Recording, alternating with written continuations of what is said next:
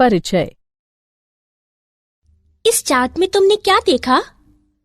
ये मानव, chimpanzee, gorilla और दो अन्य जंतुओं को दर्शाता है जिनमें कुछ समानताएं व भिन्नताएं होती हैं। हाँ, इन समानताओं और भिन्नताओं का आधार क्या है? इनकी शारीरिक संरचना समान है। बिल्कुल नहीं, लेकिन समानताओं और भिन्नताओं का आधार सामान्य जीव रूपों से इन जंतुओं का विकास है। ठीक है, क्या तुम ये कहना चाहती हो कि इस चार्ट से पता चलता है कि मनुष्य में पूर्वज चिंपैंजी थे, चिंपैंजी के पूर्वज गोरिल्ला थे और इसी तरह? हाँ, आओ मैं तुम्हें विस्तार से समझाती हूँ कि कैसे पृथ्वी पर एक के बाद एक विभिन्न जीव रूपों का विकास हुआ।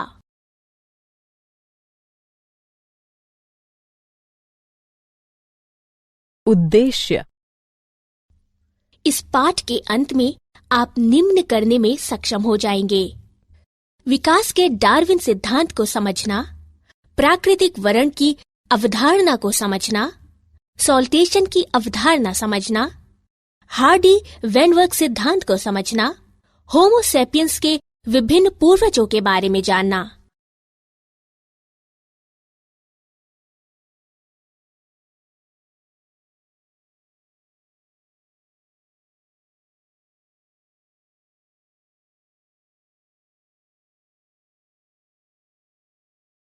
जैव विकास।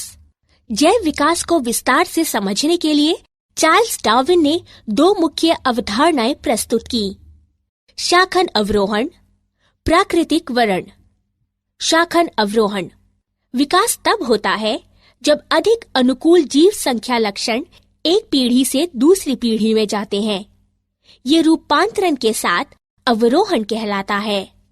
प्राकृतिक वर्ण प्रक्रम जिसके द्वारा जीव जीवित रहने के लिए अपने पर्यावरण से बेहतर अनुकूलन करते हैं और अधिकाधिक संतति उत्पन्न करते हैं।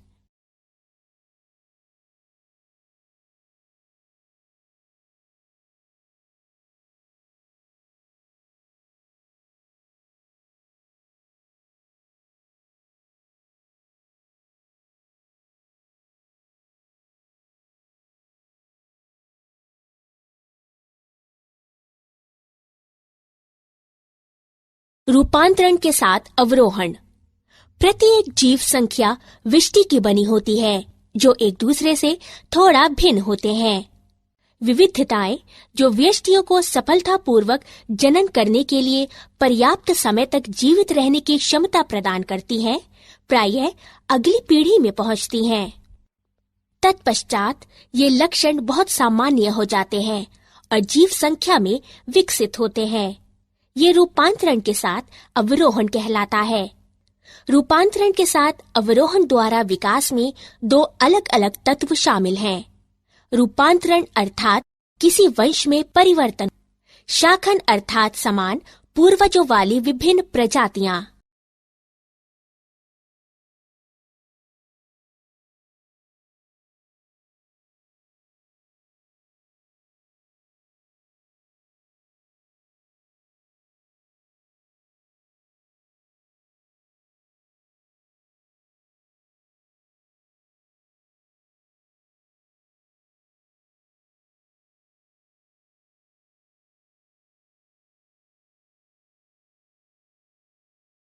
प्राकृतिक वर्ण। प्राकृतिक वर्ण प्रक्रम में 4 चरण शामिल हैं: विविधता, विभेदक उत्तरजीविता और जनन। वंशागति, जीव संख्या वृद्धि की उच्च दर।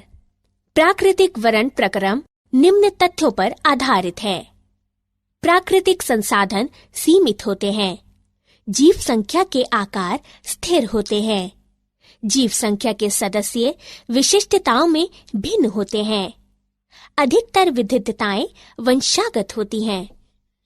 इस प्रकार व्यष्टियों में वंशागत विविधताएं होती हैं जो संसाधनों के लिए प्रतिस्पर्धा में उन्हें अच्छी तरह से जीवित रहने, जनन करने और दूसरों से अधिक संतति उत्पन्न करने में सक्षम बनाती हैं। इसलिए एक समयावधि के दौरान जीव संख्या की विशिष्टता में परिवर्तन हो जाता है और नए स्वरूप प्रकट होते हैं।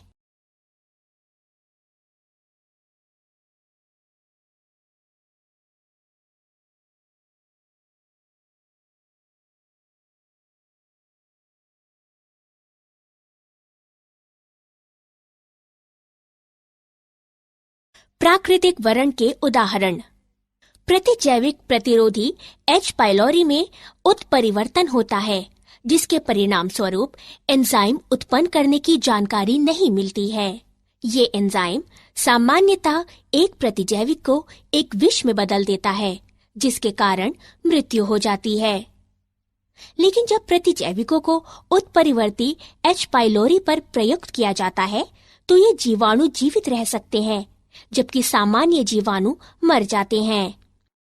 इसलिए प्राकृतिक वरण द्वारा जो जानकारी खो देता है, जीवित रहता है और अपने लक्षणों को अपनी संतति में पहुंचाता है। विकास की क्रियाविधि।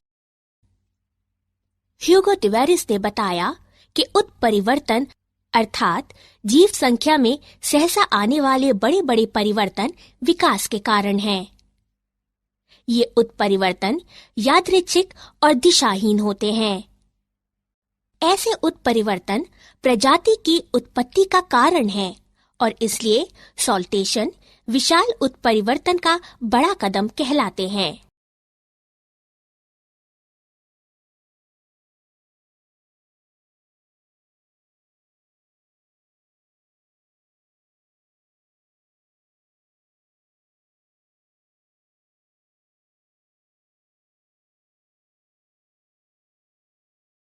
हार्डी-वेनवर्ग सिद्धांत। हार्डी-वेनवर्ग सिद्धांत के अनुसार जीव संख्या में अलील युग्म विकल्पी आवृत्तियां सुस्थिर होती हैं और एक पीढ़ी से दूसरी पीढ़ी तक निरंतर रहते हैं। जीव संख्या में जीनों की कुल संख्या और उनके अलील जीन कोश अपरिवर्तनीय रहते हैं। इसे आनुवंशिक संतुलन कहते हैं। सभी अलील आवृत्तियों का कुल योग 1 होता है। ये नीचे दर्शाए गए रूप में हार्डी-वेनवर्ग संतुलन समीकरण प्रदान करता है। आनुवंशिक संतुलन या हार्डी-वेनवर्ग संतुलन में बाधा अर्थात जीवन संख्या में अलील आवृत्तियों में परिवर्तन विकास का कारण होता है।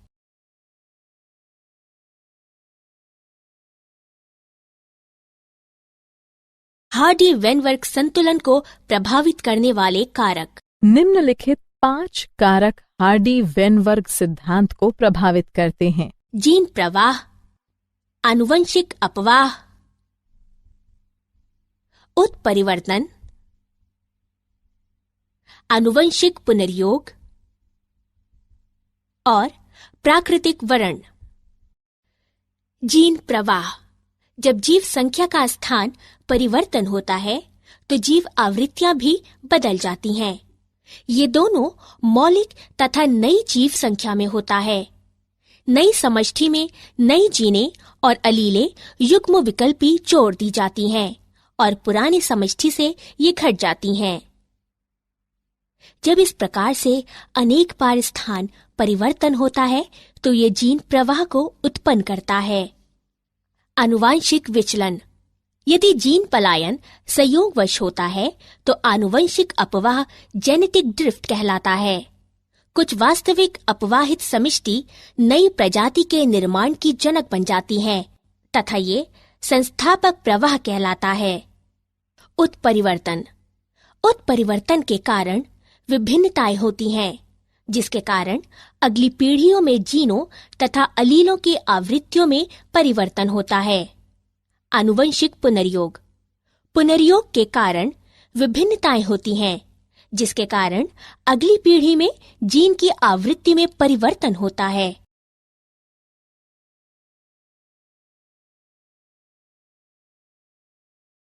हार्डी-वेनवर्ग संतुलन पर प्राकृतिक वरण का प्रभाव। प्राकृतिक वरण वह प्रक्रम है जिससे अधिक जीवन समवंशानुगत विविधता को जन्म के अधिक अवसर मिलते हैं और संतानें अधिक संख्या में उत्पन्न होती हैं। प्राकृतिक वरण के कारण जीव संख्या में निम्नलिखित परिस्थितियां हो सकती हैं। नंबर 1, स्थायीकरण। इस दशा में अधिक व्यष्टि माध्य चरित्र मूल अर्जित करते हैं। नंबर 2, दिशात्मक परिवर्तन।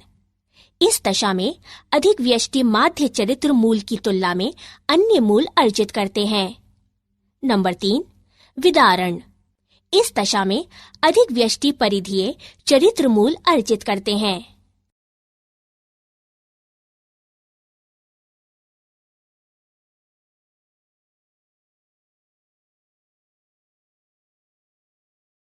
विकासीय इतिहास।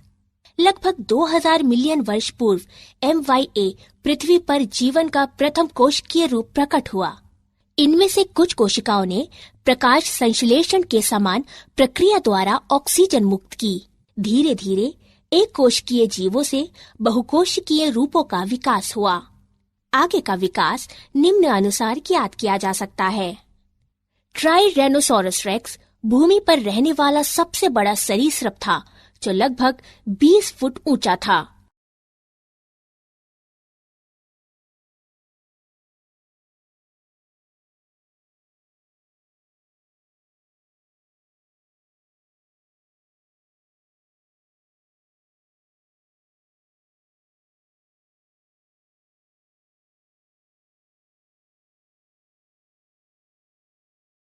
स्तनधारियों का विकास। पहले स्तनधारी प्राणी श्रू जैसी स्तनधारी थे। जब सरीसृपों की कमी हुई, तब स्तनधारी प्राणियों ने स्थल पर कब्जा कर लिया। कुछ स्तनधारी प्राणी पूरी तरह से जल में रहते थे, जैसे व्हेल, डॉल्फिन, समुद्री गाय आदि।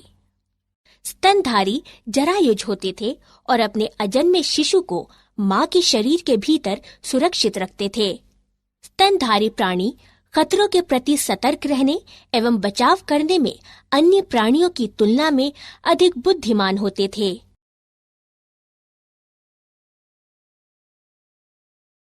मानव का विकास। पूर्ण भाषा कौशल और आत्मचेतना के साथ मनुष्य निम्नलिखित चरणों में विकसित हुआ है।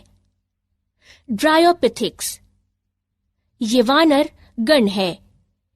इनका उद्भव लगभग 15 मिलियन वर्ष पूर्व हुआ था। कपि सदृश। रामापिथिक्स। ये वानर गण है। इनका उद्भव लगभग 15 मिलियन वर्ष पूर्व हुआ था। मानव सदृश सीधे खड़े होकर चलते थे तथा ऊंचाई में लगभग 4 फुट तक थे। ऑस्ट्रालोपिथेसिन आदि मानव लगभग 2 मिलियन वर्ष पूर्व अफ्रीका के घास स्थलों में पाए गए थे। पहला मानव सदृश प्राणी होमो हैबिलिस कहलाया गया था। मस्तिष्क यानी दिमागी क्षमता 650 से 800 सीसी के बीच थी। होमो इरेक्टस लगभग 1.5 मिलियन वर्ष पूर्व पाए गए थे। मस्तिष्क बड़ा तथा मस्तिष्क यानी दिमागी क्षमता 900 सीसी थी। ये मांस खाते थे। नियंडरटाल मानव।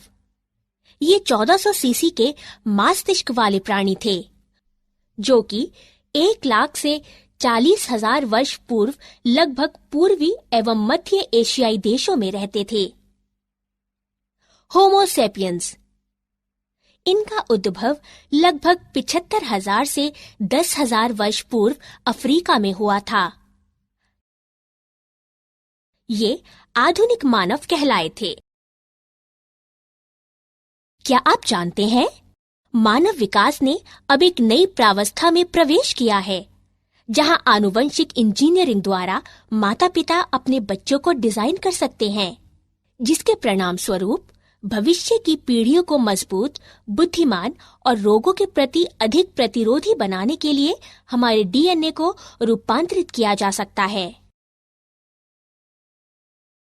सारांश। आइए हमने जो कुछ सीखा है उसे संक्षेप में दोहराएं। जैव विकास को विस्तार से समझाने के लिए चार्ल्स डार्विन ने 2 मुख्य अवधारणाएं प्रस्तुत की, शाकन अवरोहण और प्राकृतिक वरण। ह्यूगो डिवेरिस ने बताया कि उत्परिवर्तन अर्थात जीव संख्या में सहसा आने वाले बड़े बड़े परिवर्तन विकास के कारण हैं। हार्डी वेनवर्ग सिद्धांत के अनुसार जीव संख्या में अलील युग्म विकल्पी आवृत्तियां सुस्थिर होती हैं और एक पीढ़ी से दूसरी पीढ़ी तक निरंतर रहते हैं। लगभग 2000 मिलियन वर्ष पूर्व MYA पृथ्वी पर जीवन का प्रथम कोशिकीय रूप प्रकट हुआ। पहले स्तनधारी प्राणी श्रू जैसे स्तनधारी थे। होमोसेपियंस लगभग 75,000 से 10,000 वर्ष पूर्व विकसित हुए।